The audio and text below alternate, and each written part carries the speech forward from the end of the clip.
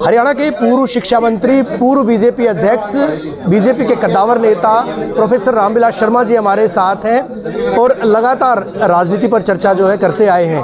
Sir, पीछे विगत दिनों में एक बयान आया था भूपेंद्र सिंह हुड्डा का कि 4 जो है डिप्टी सीएम बनाए जाएंगे। उन्होंने उस बयान पर टिप्पणी भी की है कि 2019 में भी इसी तरह का बयान दिया था और आपकी तरफ से बयान आया कि कहीं ना कहीं जो है ब्राह्मणों की नज़र तो बड़ी कुर्सी पर है।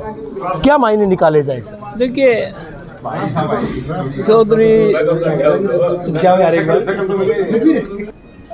चौधरी भूपेंद्र सिंह हुड्डा हमारे बड़े भाई हैं। 10 साल हरियाणा के मुख्यमंत्री रहे, तब उनके ध्यान में ब्राह्मणों पर नजर नहीं गई और अब उन्होंने कहा था, उसके बाद तो कांग्रेस में बड़ी भारी कलह हो गई और कांग्रेस का जो संगठन है, अब देखिए हरियाणा में भारतीय जनता पार्टी का संगठन देखिए, ये सब हमारे वरिष्ठ कार्यकर्ता बैठे हैं। 90 विधानसभाओं में से 75 विधानसभाओं के हमने पन्ना प्रमुख सम्मेलन कर दिए और कांग्रेस जो है जी पिछले कई सालों से कई बार अध्यक्ष बदलते हैं, कई बार वो करते हैं। आज तक कांग्रेस की स्टेट एग्जीक्यूटिव की बॉडी नहीं बन सकती। 3 अध्यक्ष 5 प्रभारी बदले जा चुके हैं कांग्रेस के, आपने जिक्र किया। प्रभारी बदल लेते हैं, अध्यक्ष बदल लेते हैं, कहीं संगठन नाम की चीज़ नहीं है। बिरादरियों के हिसाब से मतलब हरियाणा में कांग्रेस की जो स्थिति है, बहन शैलजा की नई कांग्रेस है, रणदीप जी सुरजेवाला की अलग कांग्रेस है और बहन किरण चौधरी की अलग कांग्रेस है। इनके अलग अलग नेता हैं। लेकिन बड़ी कुर्सी पर जो नज़र की बात थी शर्मा जी, वो क्या वास्तव में है? अरे जहांगीर, ब्राह्मण तो वो समाज है, इसने तो देश के लिए काम करना होता है। आज हिंदुस्तान इतना बड़ा प्रजातंत्र नरेंद्र भाई मोदी के नेतृत्व में, आप देखिए ना, बीजेपी की जहाँ सरकारें हैं, मैंने अभी आपसे निवेदन किया कि we are a party with difference. जहाँ भारतीय जनता पार्टी की सरकारें हैं वह कोई किसी तरह का विवाद नहीं है। आज कांग्रेस में कोई फैसला ही नहीं कर सकता। श्रीमान खड़गे जी कुछ बोलते हैं और उन्हीं की उपस्थिति में कि हमारा नेता तो राहुल गांधी है। 5 राज्यों में विधानसभा चुनाव जो है, 5 राज्यों में भारतीय जनता पार्टी की भूमिका बहुत जोरदार रहेगी। राजस्थान में मैंने अभी वो इंद्रवेश ने पूछा तो 136 सीटों की मेरी भविष्यवाणी है। भोले शंकर की कृपा से मेरी बात पूरी हुआ करती है। मध्य प्रदेश में हम बहुत अच्छे कंफर्टेबल मेजोरिटी से सरकार बनाएंगे। शिवराज सिंह चौहान ने 18 साल मध्य प्रदेश में बहुत काम किया है। उनकी जो छवि है मामा के नाम से है और भारत के सफल कृषि मंत्री नरेंद्र सिंह तोमर भी चुनाव लड़ रहे हैं, प्रहलाद पटेल भी चुनाव लड़ रहे हैं। भारतीय जनता पार्टी के वरिष्ठ नेता राजस्थान में भी और मध्य प्रदेश में हम सरकार बनाएंगे, छत्तीसगढ़ में बनाएंगे, मिजोरम में और तेलंगाना में भी जो भी सरकार बनेगी वो बीजेपी के सहयोग से ही बनेगी। एसवाईएल को लेकर लगातार तल्खियां जो है दिखाई जाती हैं। माननीय सुप्रीम कोर्ट के द्वारा भी निर्देशित किया गया था कि एसवाईएल का पानी हरियाणा के हिस्से का मिलना चाहिए।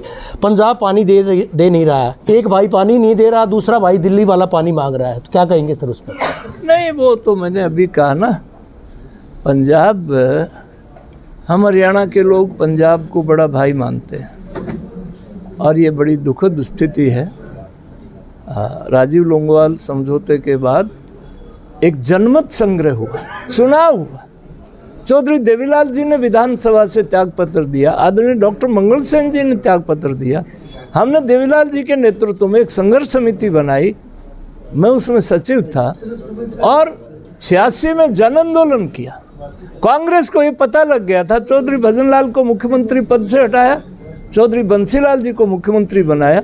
चौधरी बंसीलाल जी तत्कालीन मुख्यमंत्री, वो तोसाम से अपनी विधानसभा हार गए थे।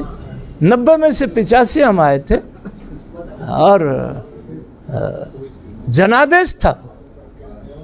आप देखिए ना पंजाब के लोगों की हठधर्मिता देखिए कि जो पंजाब में जो सरप्लस वाटर है वो पाकिस्तान तो जा सकता है, पर वो महेंद्रगढ़ नहीं आ सकता, वो नांगल चौधरी में नहीं आ सकता। और जेड़ा भी मुख्यमंत्री बनता है वो एक शब्द बोलता है कि साढ़े कोल एक बूंद पानी नहीं है हरियाणा में। आपके गठबंधन की भी सरकार ही थी, अकाली दल की वहाँ सरकार थी, आपकी केंद्र में भी सरकार, आपकी हरियाणा में भी सरकार, पानी लाने में दिक्कत क्या है? जहांगीर जी, जो आपने तो बैलों से हल नहीं बाया, जो बड़सी का हल होता है ना जी, पंजाब में हम छोटे पार्टनर रहे। अपन गांव में देहात में कहते हैं ना भाई, के तो मारे भादुआ को घाम और के मारे सीरी को काम। तो वो वहाँ जो बात नहीं कर सके थे, पर आज हमको हरियाणा के लोगों को एक उम्मीद जगी है कि माननीय सुप्रीम कोर्ट ने तीसरी बार हमारे हित का फैसला दिया। नहर को तो पाट दिया गया है, अरे वो तो फिर खुद जाएगी। लेकिन पंजाब जो है, क्योंकि पंजाब को हरियाणा भाई मानता है, पंजाब सरकार साफ तौर पर कह चुकी है कि हम पानी नहीं देंगे। दूसरी तरफ दिल्ली कहता है कि हरियाणा हमें अपने हिस्से का पानी दे। एक भाई पानी मांग रहा है, दूसरा भाई पानी से इनकार कर रहा है, तो ऐसे में कैसे समाधान निकलेगा? जहांगीर जी देखो, केजरीवाल जी दिल्ली में हैं और केजरीवाल जी की पार्टी पंजाब में है। केजरीवाल जी ने पीछे हमारे माननीय मुख्यमंत्री मनोहर लाल जी पर आरोप लगाया कि मनोहर लाल जी ने जमुना में ज़्यादा पानी छोड़ दिया, इसलिए दिल्ली डूब गई। और उनका ही अपना शिष्य मान कहता है कि हमारे पास तो जमुना में एक बूंद पानी नहीं है। There is a contradiction in one sentence.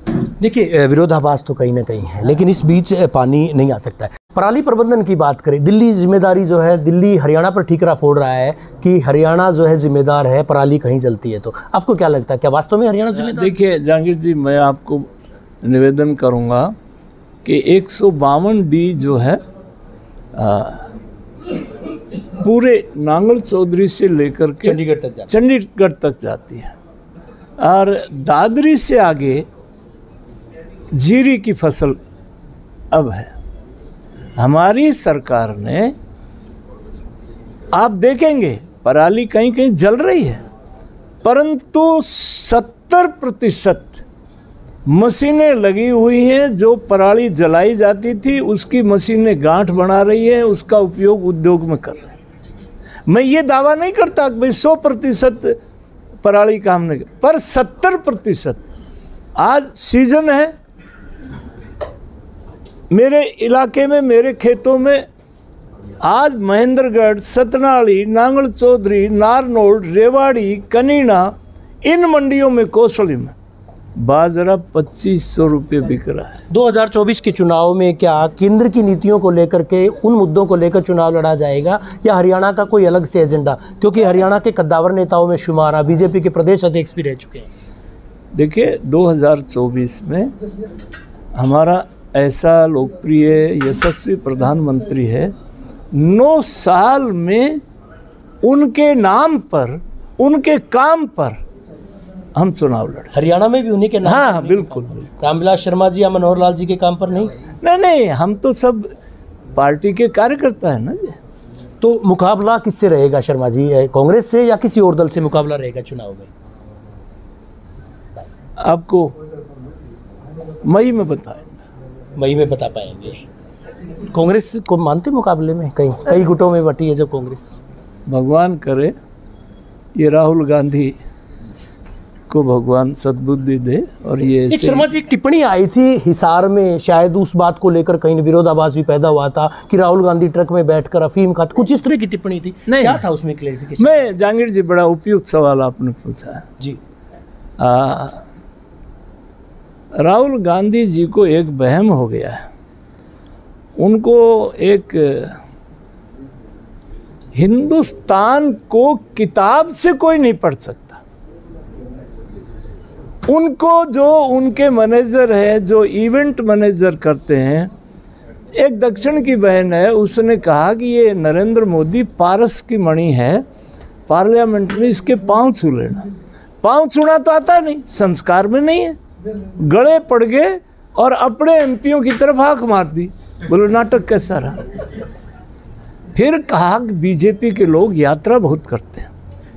श्रीमान लाल कृष्ण जी आडवाणी ने सोमनाथ से लेकर अयोध्या तक रथ यात्रा की।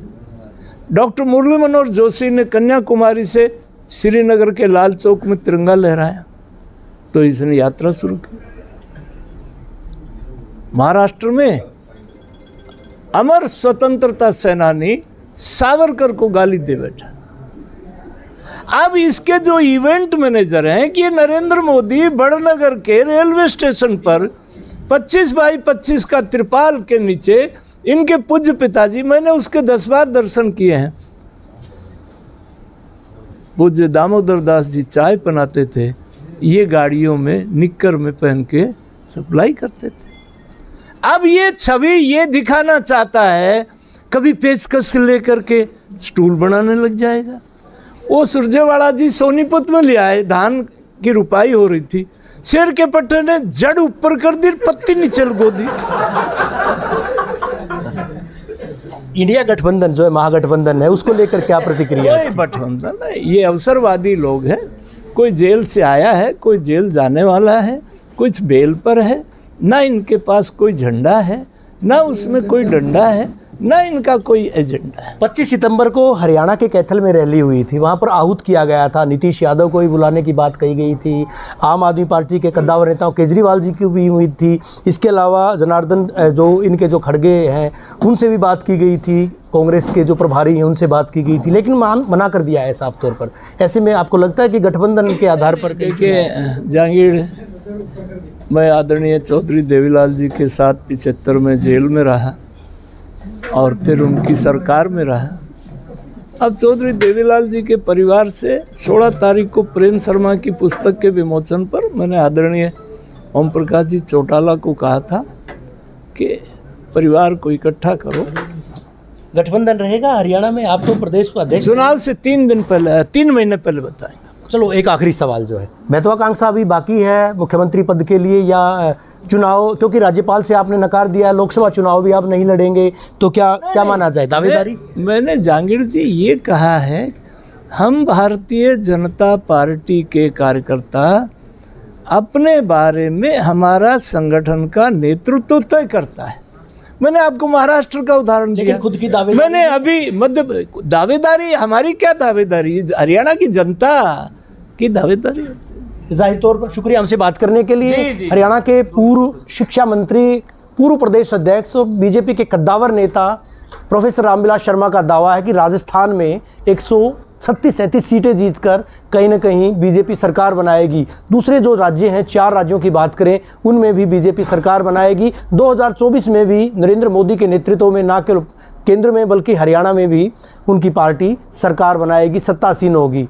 दावे हकीकत पर कितना खरा उतरेंगे तो वक्त बताएगा, लेकिन शर्मा जी इस बात को लेकर पूरी तरह से आश्वस्त हैं। वीडियो जर्नलिस्ट सुमित अवस्थी के साथ रवि जांगड़ा, इंडिया न्यूज़ हरियाणा।